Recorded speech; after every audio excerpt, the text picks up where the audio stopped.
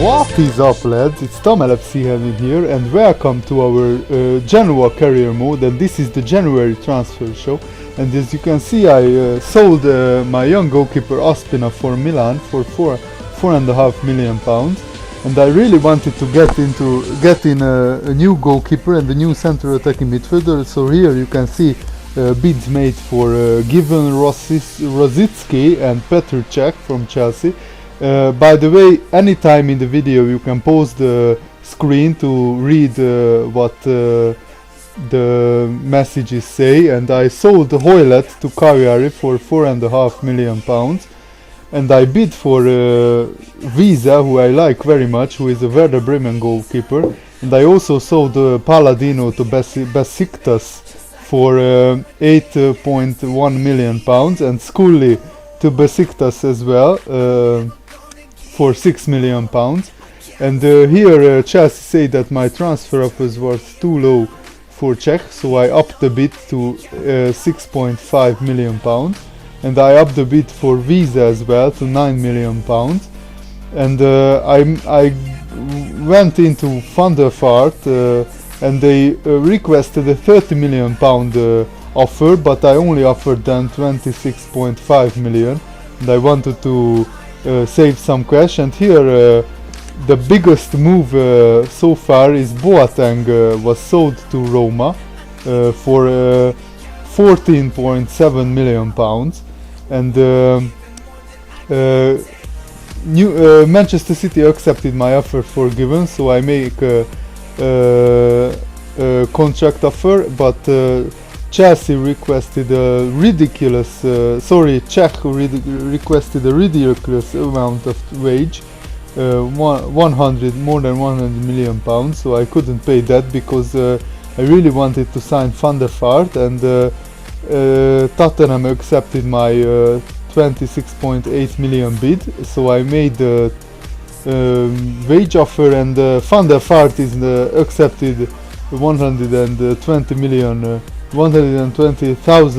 pounds a week wage, so I got Van der Vaart, but sadly I didn't get Visa because we ran out of weekly wages, and that was really disappointing.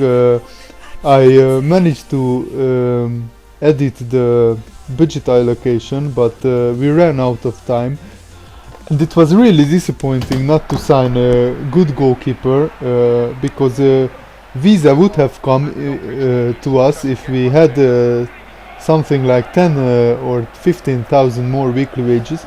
And the disappointing thing was that I went back to the transfers, and I had to renegotiate the whole deal, and it was only 5 days remaining from the January transfer window, so we ran out of time. And that's why I'm really happy that in FIFA 12 there will be a transfer deadline day option where you can make deals every hour, and it will be shown like a football show on Sky Sports. So I'm really happy with the changes that they make in FIFA 12 career mode. And here we play Inter in the Coppa Nazionale, the Italian Cup, and Agbon Lahore scores a ridiculously beautiful goal in the first half. That was a beauty. Take a bow, son. What a curler. That was a wonderful finish. So we are in the last 8 in the Italian Cup, and we play against Inter, who we beat last year in the cup final itself. It was a really interesting tie, and this is one of the hardest places to go in Italy, the San Siro, and we are 2-0 up after Julio Cesar made a basic error. He flipped at the ball, and it was an open goal for Miguel Veloso. So basically my only transfer in the January transfer window is Van der Vaart, and you will see him in the next game, because this game was played before we got him, but from the next game he makes his debut, and here Inter get the goal back. It was a wonderful header by Pandev, but I kept on attacking, and I get a corner, and Mats Hummels, our signing in the summer from Dortmund, scores another headed goal. He he's a beast from corners. I scored a couple of goals with them from headers. And here Inter have some good chances at the end of the second half, but we are leading by 2 goals, so it didn't worry me too much. And then there they hit the post with a ridiculously good header, but we still win 2-0, and we will play Juventus in the semi-finals of the Italian Cup, and at the other end it will be Roma against Milan. So that game against Inter was absolutely fantastic, and we managed to get through to the last 4, and that represents a very good chance of a trophy, so I really want to win the cup as I'm a cup holder. And our next game is against Siena, and as you can see here, Van der Vaart makes his debut, and what a debut it was. Just watch this game carefully. When Van der Vaart gets the ball on the right wing, this is the first game for Genoa for him, and wow, what a finish! Wonderful curling finish. I was really amazed and happy how fast he got off the mark for Genoa here, because he scored after 4.5 minutes in this game. It was really good, and here we almost scored with a ridiculous header from outside the box, but in the second half there wasn't many chances in this game. Only in the second half stoppage time we had a chance, but the defender saves the goal with a clearing header. So we managed to win this game 1-0, and it was vital because Milan lost and Juventus lost as well. So we made up some ground on the top teams at the top of the table, and here you can see the game statistics, and as you can see we move up to 3rd in the table, and our and the big teams only lead us by 3 points. And this is the semi-final first leg of the Italian Cup. It's really interesting because all the other games, all the other rounds are one game, but the semi-finals and the semi-finals only consist of 2 games. So it's first and second leg against Juventus, and the first leg is at home, and it was really vital to take a lead into the second leg. And as you can see, Juventus made some signings. They have 2 new defenders, Vermaelen and Breno, from Bayern München. And here Hummels gets us off to a great start. He scores another goal from corners, and I told you guys, he's a beast from corners.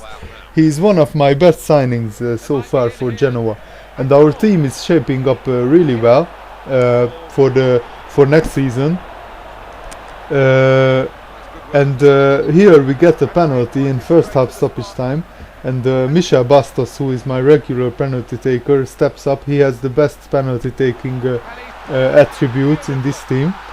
So because of the January transfer sales, we have close to 25 million pounds in a transfer budget. So in the summer we can make some really good deals.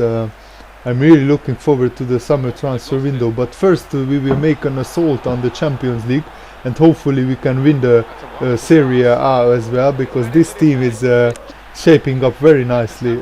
All I need now is a new goalkeeper. Look at this Del Piero goal. That was a wonderful chip by Del Piero.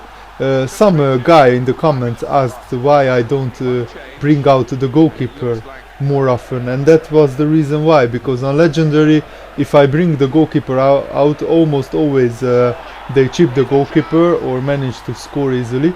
And here Agbonlahor has a wonderful chance, and Buffon saves, but he chips Agbonlahor, but we don't get a penalty, of course, and that's how the game finished. It's pretty disappointing, only that we only bring a 1 goal advantage to the second leg, but it will be really good if we can beat Juventus away as well, so I'm really looking forward to that. And as you could see on the other round, Roma and Milan played out a 2-2 draw.